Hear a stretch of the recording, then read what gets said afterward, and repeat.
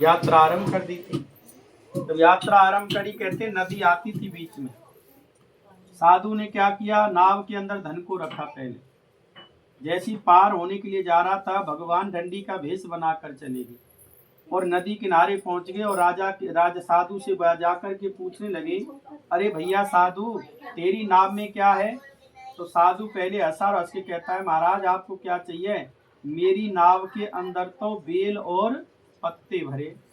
भगवान बोले, क्या है इसमें? कि बेल और पत्ते। भगवान ने तीसरी बार कहा तो साधु ने यही कहा कि इसमें बेल और पत्ते हैं। भगवान कहने लगे, जा बेटा, मेरा भी आशीर्वाद है, इसमें बेल और पत्ते हो जाएंगे। कह के चले गए। वो दूर जाकर समुद्र किनारे बैठे। थोड़ी देर बाद जब साधु बड़ा दुखी होने लगा, शोक करने लगा, तो उसका दामाद कहता है कि आप इतने दुखी क्यों हो रहे हो? जो डंडी थे ना, वो डंडी नहीं थे, भगवान थे। उन्होंने हमसे पूछा क्या है, तो आपने झूठ बोला था ना, इसमें बेल और पत्ते। ऐसा शराब तो भगवान ही दे सकते हैं। जब तक हम भगवान की शरण में नहीं जाएंगे, जब तक हमारी मनोकामना पूरी नहीं होंगी। ऐसे वचनों को सुना। अब डंडी भगवान को ढूंढने लगा। अब डंडी भगवान तो नदी किनारे बैठे, दूर ढूंढते ढूंढते देखा भगवान को दूर से, भगवान के चरणों में लेट गया और बार बार माफी मांगता है कि प्रभु, अब ऐसी गलती में कभी दोबारा नहीं करूंगा, कभी झूठ नहीं बोलूंगा। भगवान कहने लगे, भैया झूठ तो बरसों से बोलता है, कोई व्रत का वादा किया वो भी आज तक पूरा नहीं किया। तो साधु क्या कहता है, महाराज आपकी जो माया है ना, ये जिसको पकड़ती है उसको छोड़ती नहीं है। माया क्या है? लक्ष्मी। ये छोड़ती नहीं है। ये कहते हैं ना, कमाता रहो, आता जाए धन, कितना भी आओ, कितना कमा लो, ये पीछा नहीं छोड़ती। तो साधु क्या कहता है, महाराज आपके रूप को तो ब्रह्मा भी नहीं पहचान पाए थे, आपकी कैसी माया है। पहले मुझे इस माया से मुक्ति दिला दो, तो हे प्रभु मैं आपकी भक्ति भी करने लग जाऊंगा। प्रभु की भक्ति कौन करते हैं? साधु संत। तो उन्हें माया से कोई वो नहीं है। आजकल तो साधु संत भी माया में लिप्त गए हैं। असली साधु तो है ही नहीं। आजकल स्वार्थ ज्यादा है और साधु कम है। तो उन्होंने कहा, प्रभु मुझे माफ कर दो, ऐसी गलती नहीं करूंगा। भगवान ने उसको आशीर्वाद दिया। आशीर्वाद लेकर के साधु नदी किनारे गया। नाव के अंदर उसको पहले जैसा ही धन दिखाई दिया। इच्छा हुई कि मैं भी एक बार नदी किनारे भगवान सत्यनारायण जी का व्रत कथा करूंगा। दूत को घर भेज दिया, जाओ लीलावती और कलावती को बुला लाओ। दूत घर पे गया तो लीलावती भगवान की पूजा कर रही थी। उसने कहा, देखो साधु और दामाद आ गए, आप दोनों को नदी किनारे बुलाया पूजा के लिए। लीलावती ने कलावती से कहा, बेटी मैंने भगवान की पूजा कर ली है, और तू ऐसा कर, तू भी पूजा करके आ जाना, मैं उनके स्वागत के लिए जा रही हूँ। कलावती ने क्या किया, जल्दी जल्दी में पूजा कराई।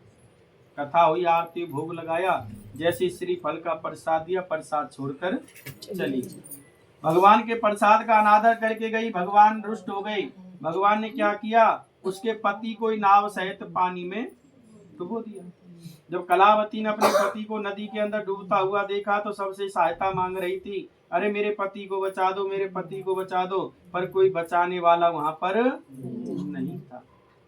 बचाने वाला कौन था, जिसको हम याद नहीं करते।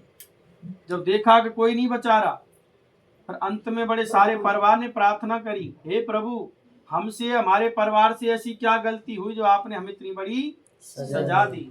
तब आकाशवाणी हुई थी, अरे साधु तेरी कन्या मेरे प्रसाद को छोड़कर आई तो उसका अनादर करके आई थी, इसलिए इसको ये दिखाया अपना कौन और पराया कौन है। तुम्हें पता अपना कौन है पराया कौन? पता नहीं? पता ना, आप बताऊंगा थोड़ी देर में, ध्यान देना। तो प्रार्थना करी कि घर जाकर ये पूजा करके मेरा प्रसाद ग्रहण करेगी तो इसको उसके पति के दर्शन हो जाएंगे। ऐसी आकाशवाणी को सुना। कलावती ने घर पे जाकर पूजा करी। पूजा करके भगवान का प्रसाद लिया। प्रसाद लेकर नदी किनारे गई तो भगवान सत्यनारायण की कृपा से उसके पति के वहां पर उसको दर्शन हुए। उसी दिन से साधु हर रोज भगवान का भजन करता, हर महीने व्रत और कथा करता था। ऐसा करने से अंत में स्वर्ग लोक को चला गया था। बोलो सत्यनारायण भगवान की जय। पता लगेगा तुम्हारे कौन अपने हैं। तेज बोलेंगे समझ लो अपना है, और ना बोले समझ लो अपना नहीं है। श्रीमान नारायण नारायण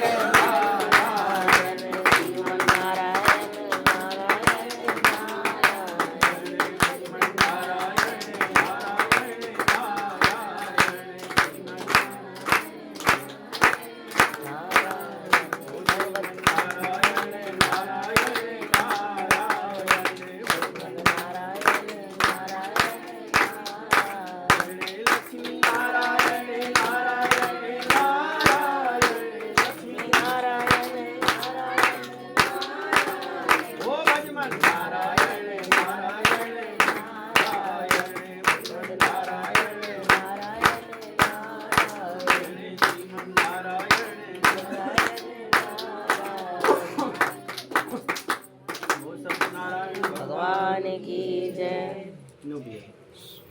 ये तो तुम्हारे